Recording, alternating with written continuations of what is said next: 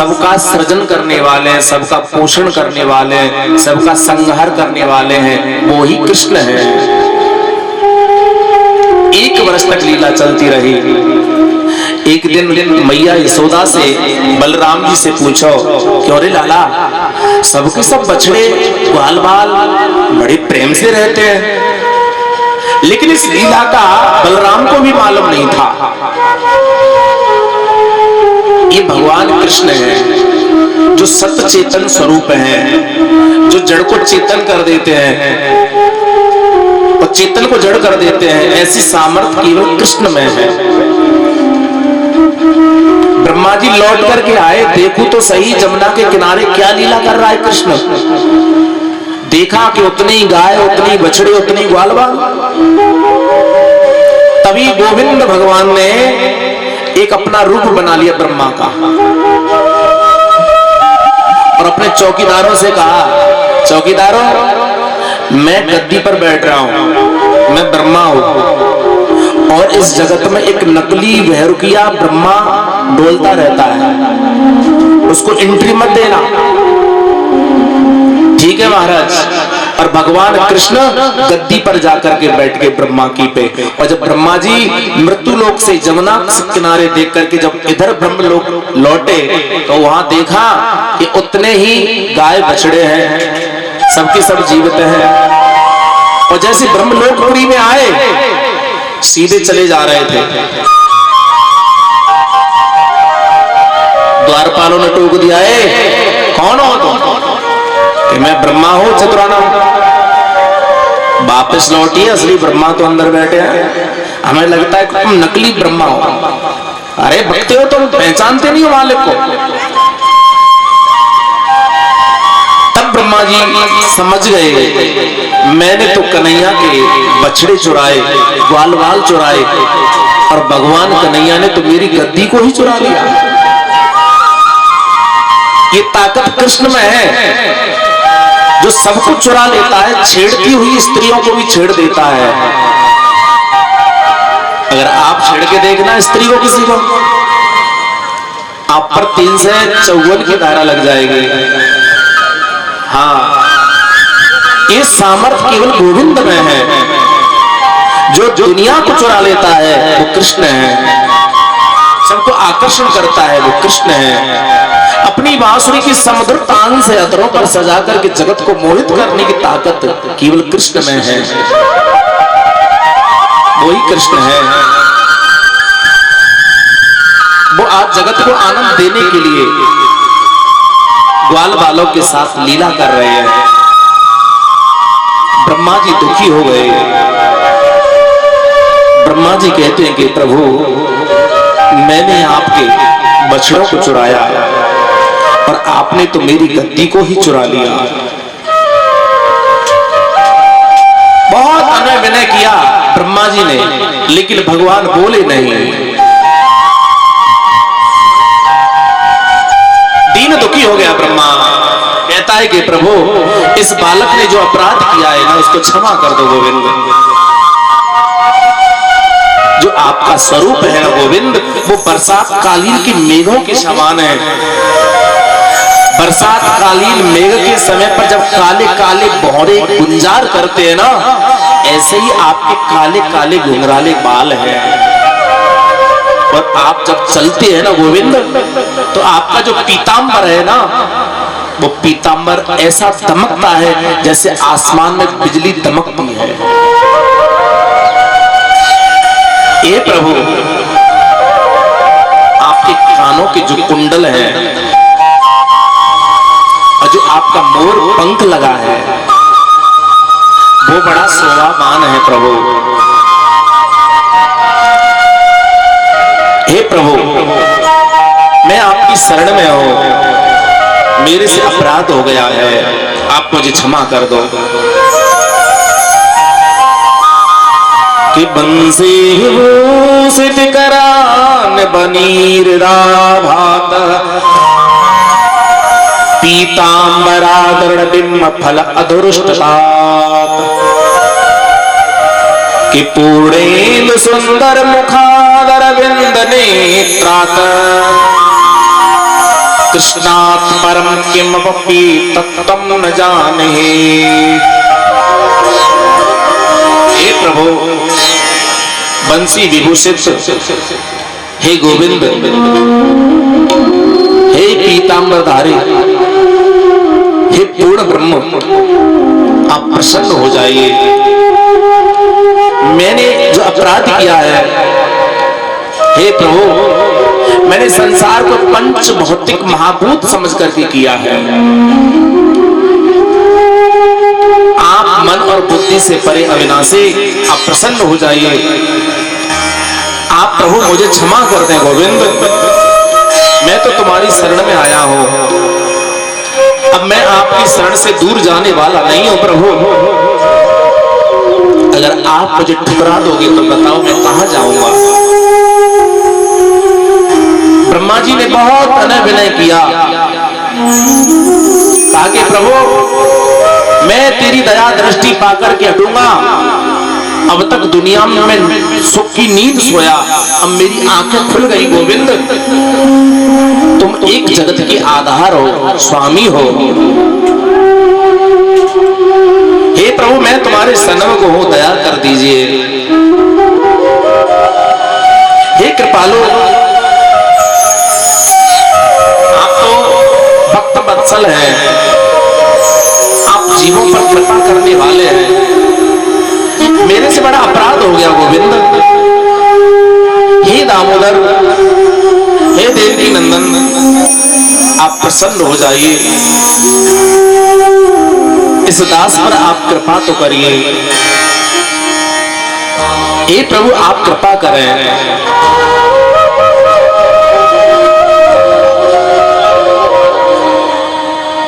इसलिए प्रभु आप हमारे ऊपर कृपा कर दें प्रभु। मेरा मन आपके चरणों में, वो ब्रह्मा बार बार अनय विनय करता है भगवान से कि प्रभु आप हमें क्षमा कर दो। आया शरण जग की ठोकरें में खा, आया शरण जग की ठोकरें में खा, आया शरण जग की ठोकरें में खा, आया शरण जग की ठोकरें में खा।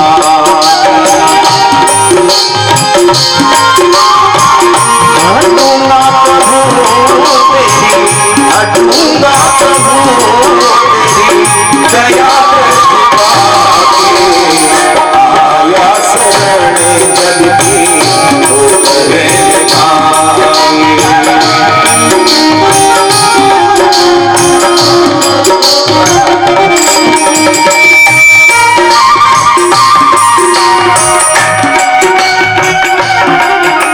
भगवान से प्रार्थना करो, हे प्रभु हमसे क्या अपराध हो गया है, आप हमारे अपराधों को क्षमा कर दो।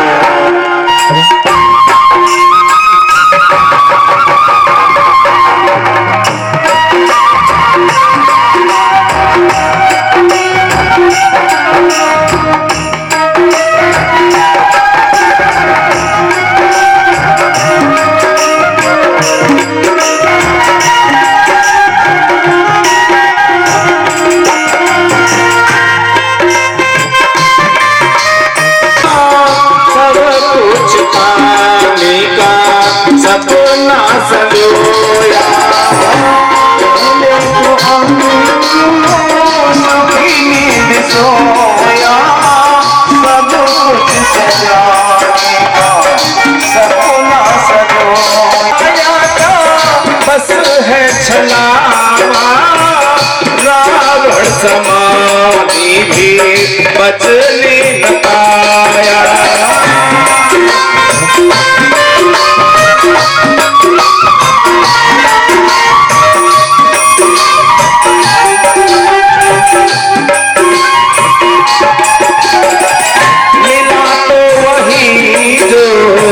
मिला तो वही जो लाया निकाल के, आया शरण जग की ठोकरें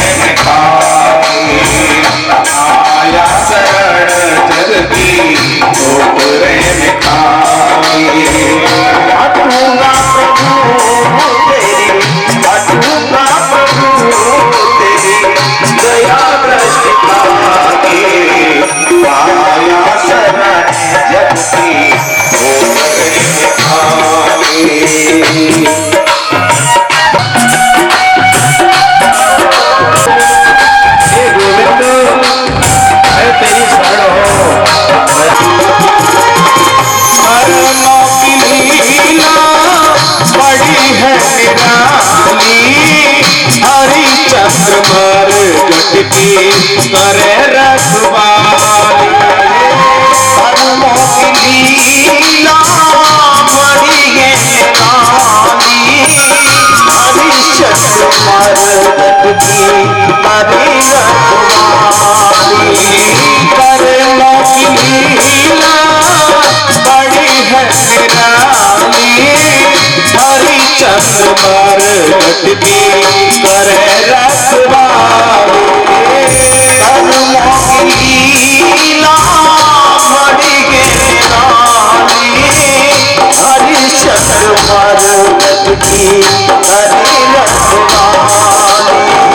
समझ में ये आया, समझ में ये आया, सब कुछ लुटा के आया शरण जग की ठोकरें खाए। आया शरण जग की ठोकरें खाए। हटूंगा प्रभु तेरी, हटूंगा प्रभु तेरी दया दृष्टि पाई। आया शरण जग की ठोकरें खाए। आया शरण जग की ठोकरें खाए। आया शरण जग की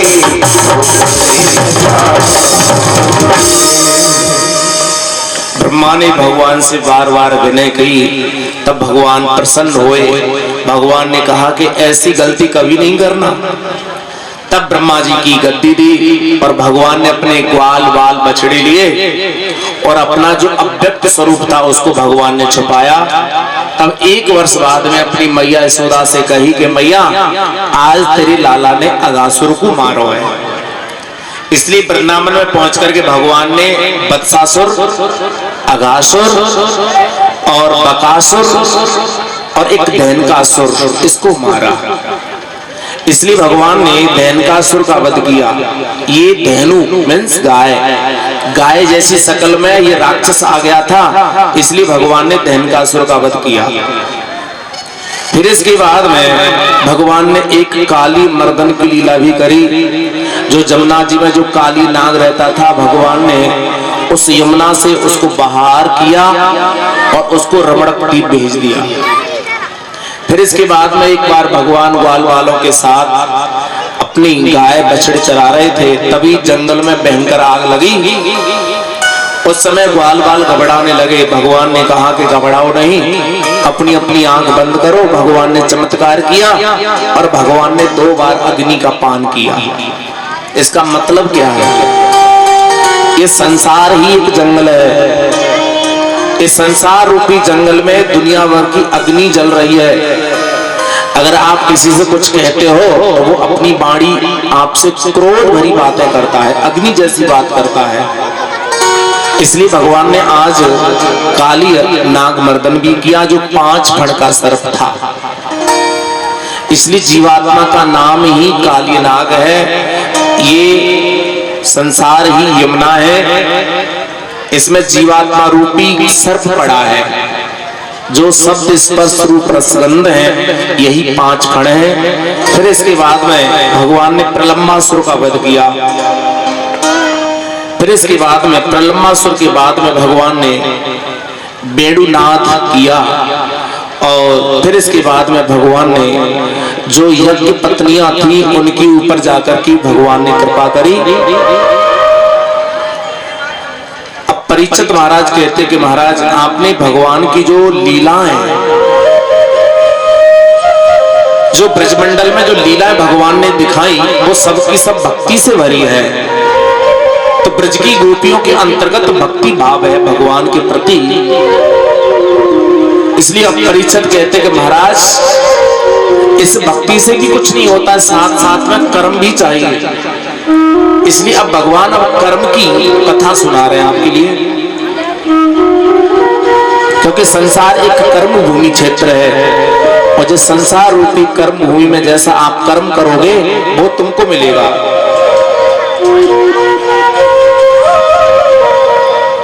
ब्रजमंडल में जो भी बड़े बूढ़े थे, जो बुढ़िया और बुढ़े थे, वो ये नहीं जानते थे कि फल किससे मिलता है। क्या करने से किस फल की प्राप्ति होती है, क्या नहीं करने से हमें क्या मिलता है।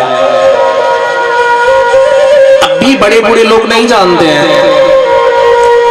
कोई छोकरा की पूजा करता है, कोई नीम की पूजा करता है, कोई पीपल की पूजा करता है।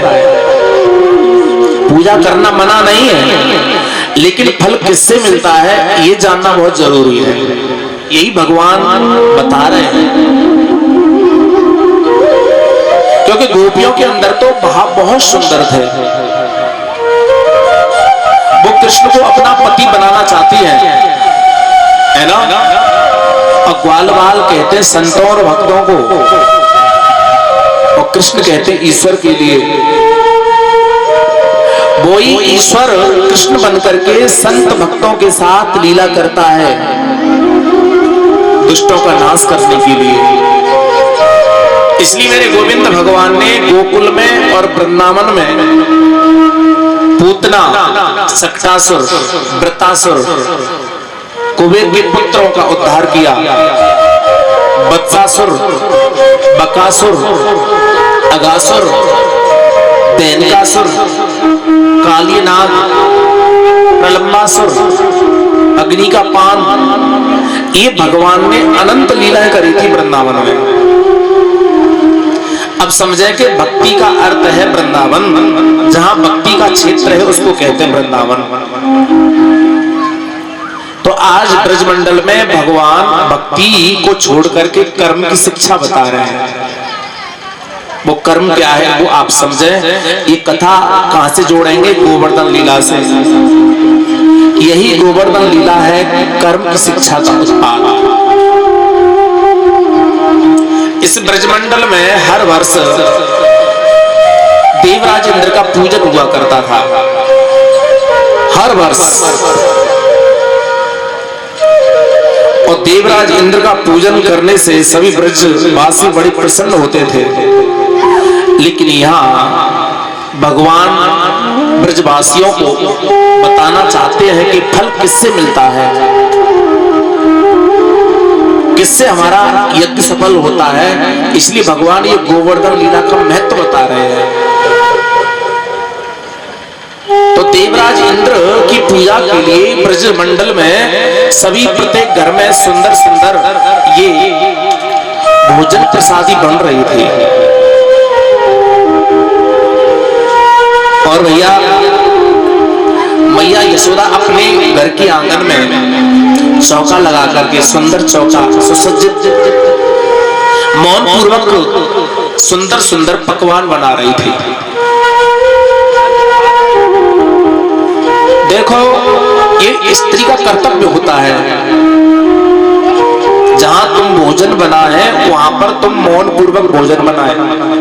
ये नहीं है कि भोजन बनाते समय तुम दुनिया भर की बात कर रही हैं। मौन पूर्वक मौज का प्रयोग करें। लेकिन आजकल की नारी भोजन तो बनाती है, बनाते समय इतनी बात करती है, बात करते करते जो भोजन है तुम्हारा वो अशुद्ध होता है। आप आश्रमों में जाएं, गुरुकुलों में जाएं, आज भी जहां भंडारी होते हैं वो मौन पूर्वक भोजन बनाते हैं। हमारे भंडारी बाबा हैं, इनसे हम भी बोलते हैं आप बात कम किया करें भोजन बनाते समय। या बोलना ही है तो मौस्क लगा के बोले। जो हमारी वायु है अशुद्ध, वो हमारे कम से कम भोजन में डायरेक्शन तो नहीं करे, टकराव तो नहीं करे।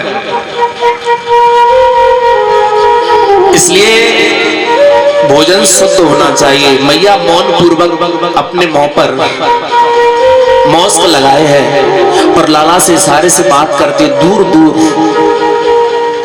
अब कन्हैया कहने लगे कि ना मैया मुंह को तो भूख लगी है और ये सुंदर रसगुल्ला दिखाई दे रहा हो ना, ये सुंदर पकवान दिखाई दे रहा है।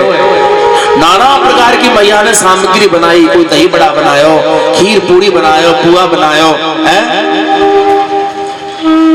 रबड़ी बनाई, मालपुआ बनाए। ऐसा तो नहीं है कि दावत को नाम सुनकर के मुख में पानी आ गया हो।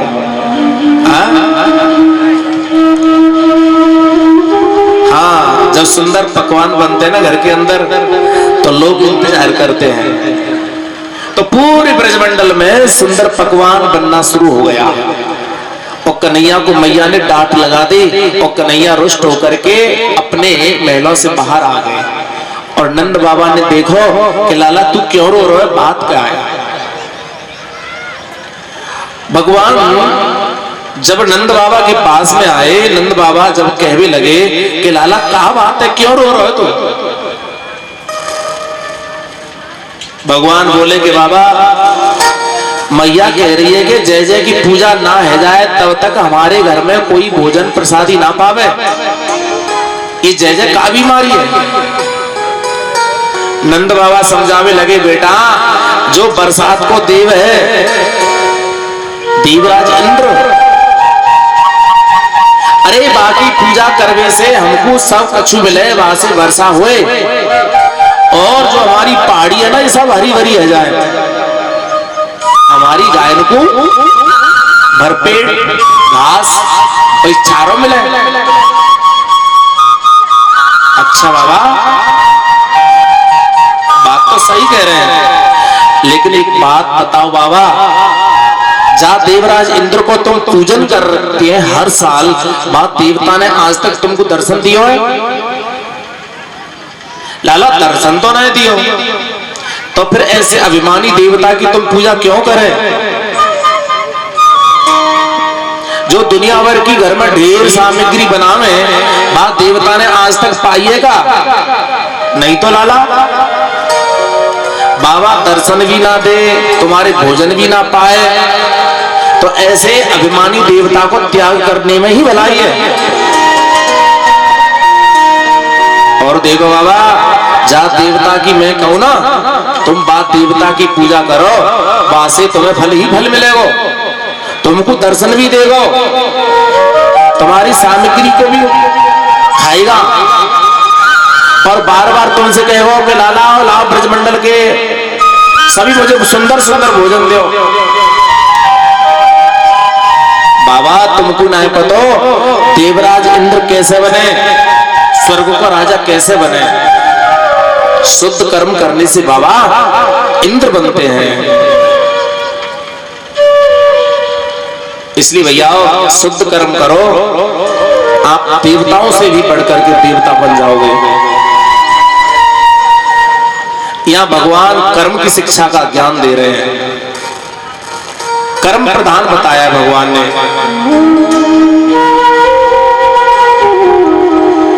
इसलिए बार बार निवेदन किया है भगवान ने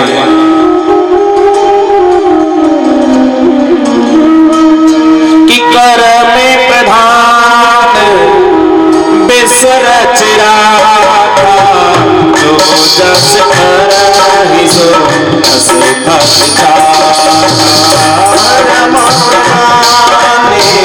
बिसरच राखा, जो जस करहि होगा वही जो राम रच राखा, होकर करत बढ़ावे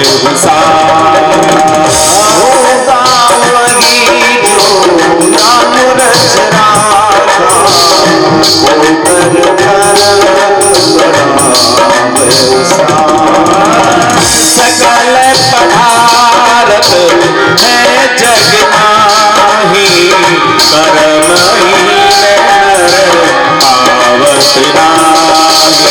सकल पदार्थ है जग माही, कर्म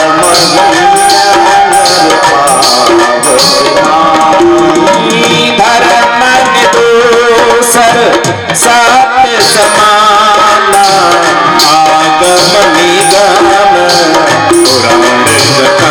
गाना। धर्म दूसर सत्य समाना, आगम निगम पुराण गाना। सात राम नहीं नरे भूपाला, भुवनेश्वर का युग काला।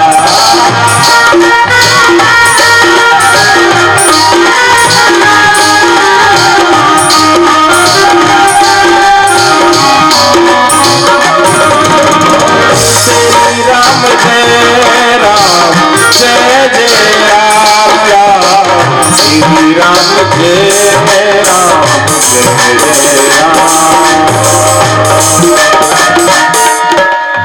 इसलिए कर्म का अर्थ बताया भगवान ने।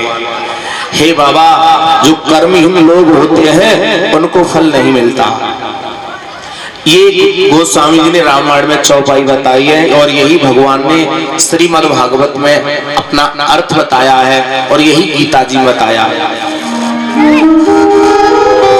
रामायण का प्रमाण और गीता जी का प्रमाण और श्रीमद् भागवत जी का प्रमाण, ये तीन गवाह कर्म के लिए आपको बढ़ाने के लिए कहते हैं कि शुद्ध कर्म करिए आप।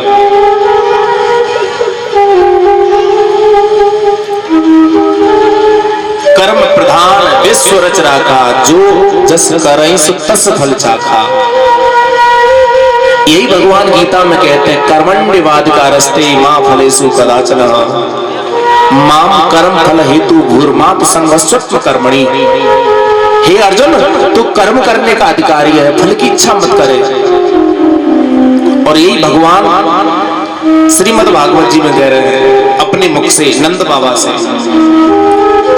कि कर्मणा जायते जन्तुः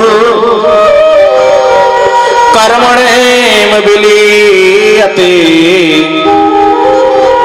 कि सुखम दुखम भयम क्षेमम कर्मणा निवारयते। इसलिए तू कर्म करने का अधिकारी है बाबा। शुद्ध कर्म करने से देवता प्रसन्न होते हैं, जो सबको फल देते हैं बाबा, उसका यजन करो, उसका पूजन करो।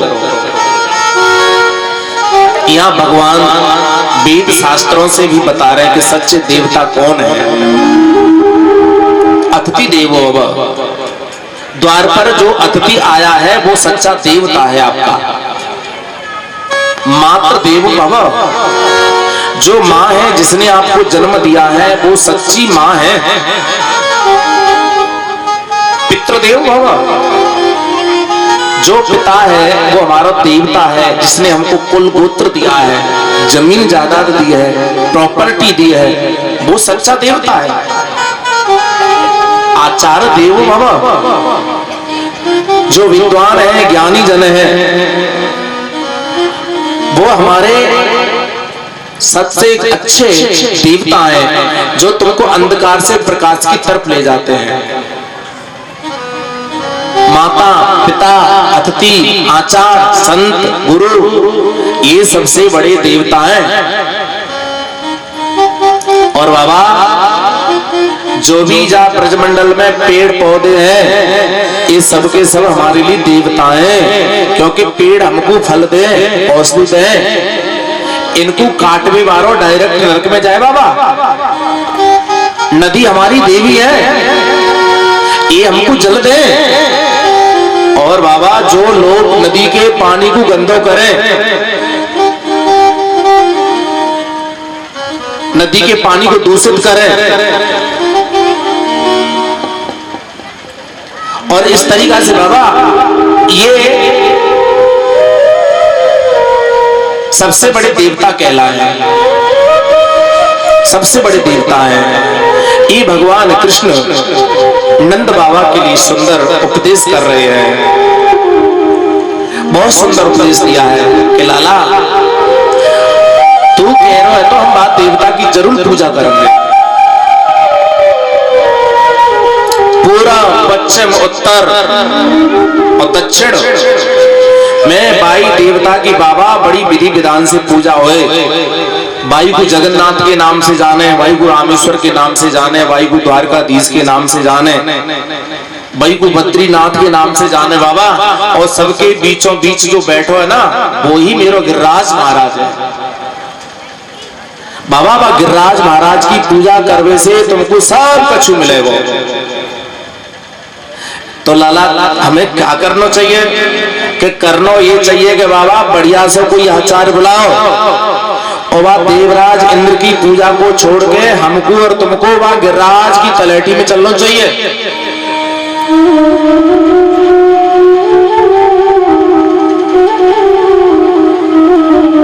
इसलिए यहाँ भगवान सुंदर उपदेश करते हैं नंद बाबा के लिए। समझ में आ गया। दूसरा अर्थ है गोवर्धन का अर्थ क्या है? गौ माने इंद्रियां, वर्धन माने बढ़ाओ, एक अर्थ यह है। दूसरा अर्थ है गौ माने गाय और वर्धन माने बढ़ाओ। जो भी गांव में नगर में जो भी गाय है, चाहे घर पर है या मोहल्ले में है, उनके लिए देने की भावना रखें, चारा देने की भावना रखें, उनको मारने के लिए और काटने के लिए भावना नहीं रखें। यही सबसे बड़ा देव पूजा है, यही सबसे बड़ी गोवर्धन पूजा है। जहां से हमको सब संपदा मिले, वहां से हमको सबको आशीर्वाद मिले, यही श्री गिरिराज महाराज को पूजन है। नंद बाबा ने पूरे नगर में ऐलान कर दिया कि भैया अब की बार हमें देवराज इंद्र को पूजन नहीं करना, और अब की बार हमको तो श्री गिरिराज महाराज को पूजन करना है। ब्रज 84 कोष में बाबा सबसे बड़ो देव है तो हमारो गिरिराज महाराज है, जो इच्छा पूर्ण करवे वारो है। इसलिए सब ब्रजवासियों ने अपनी गाड़ियों में, अपने छकड़ों में, सबने अपनी सामग्री, बड़ी बड़ी सुंदर सुसज्जित सामग्री इकट्ठी कर ली और गिरिराज महाराज के पूजन के लिए जा रहे हैं। इसलिए हम भी और तुम भी चलते हैं गिरिराज महाराज की पूजा के लिए। अभी सुंदर झांकी का दर्शन करेंगे। सभी क्रम से हमारे मैन आचार्य के द्वारा, जजमान परिषद के द्वारा श्री गिरिराज पूजन होगा, और फिर इसके बाद में सुंदर मंगल भजन कार्यक्रम भी होगा, और फिर इसके बाद में आरती भी होगी। कोई भी व्यवधान नहीं करें, क्रम से जिनको पूजना है वो पूजा करते रहेंगे, है ना।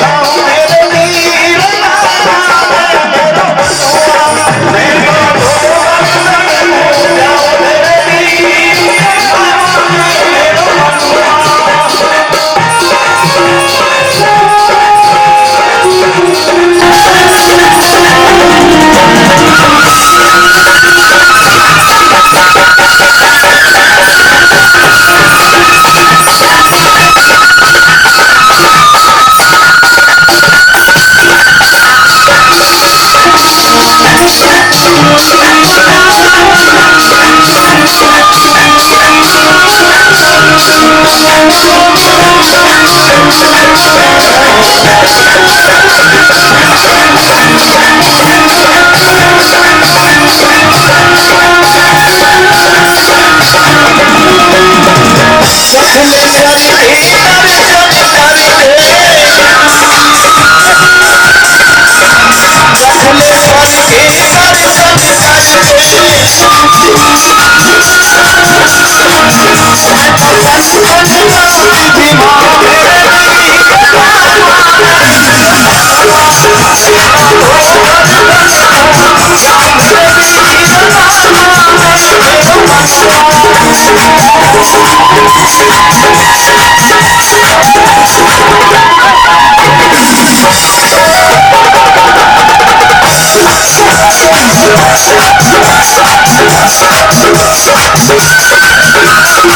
you.